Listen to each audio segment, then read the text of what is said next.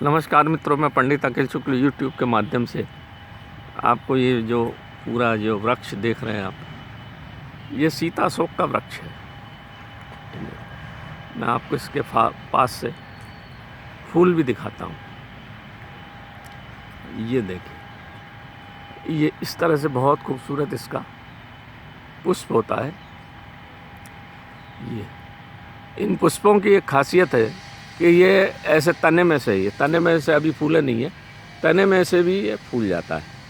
ये इसके पहचान। एक और जो दूसरा लंबा अशोक होता है वो नहीं है, ये वास्तव में सीता अशोक है, जो रावण की अशोक वाटिका में लगा हुआ था और जिसके नीचे सीता जी को रखा गया था। इसलिए रखा गया था कि उनको किसी प्रकार का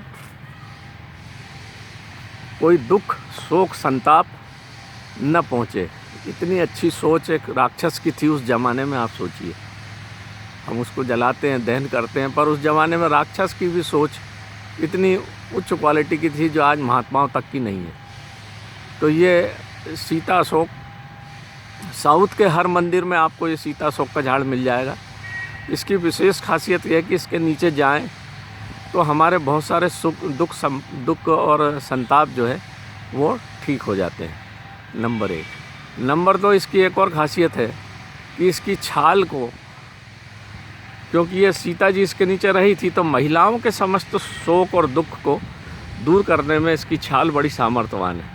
तो जिनके एमसी पीरियड ज़्यादा आता हो, एमसी नियमक है, ये गर्भाशय शोधक है, ये गर्भ में किसी प्रकार की समस्या है तो इसकी छाल का प्रयोग करते हैं।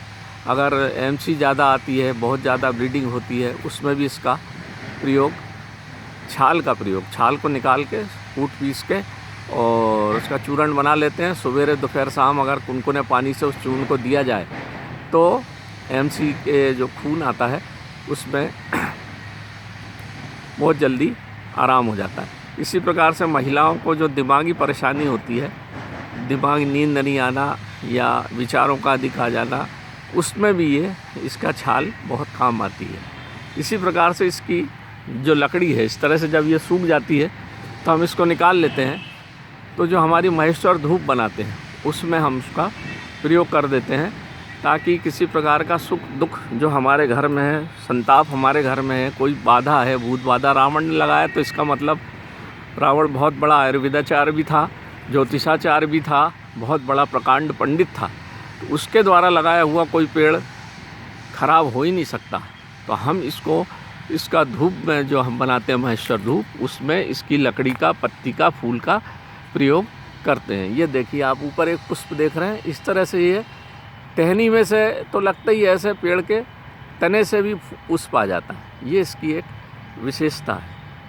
तो नमस्कार मित्रों, मैं पंडित अखिल शुक्ल यूट्यूब के माध्यम से मैंने आपको इसकी जानकारी दी। इसका जो गोंद बहुत कम निकलता है, इसका गोंद भी महेश्वर धूप में डाला जाता है और हवन सामग्री में भी इसका उपयोग करते हैं। तो आजकल मिलता ही नहीं है, लकड़ी नहीं मिलती तो गोंद कौन डाले। तो यहाँ पर जो हम बनाते हैं उसमें हम डालते हैं। भूत बाधा पिशाच सब दूर होते हैं इससे। नमस्कार मित्रों, मैं पंडित अखिल शुक्ल यूट्यूब के माध्यम से आपको सीता अशोक की जानकारी दी। मेरा मोबाइल नंबर है 9165823800। नमस्कार।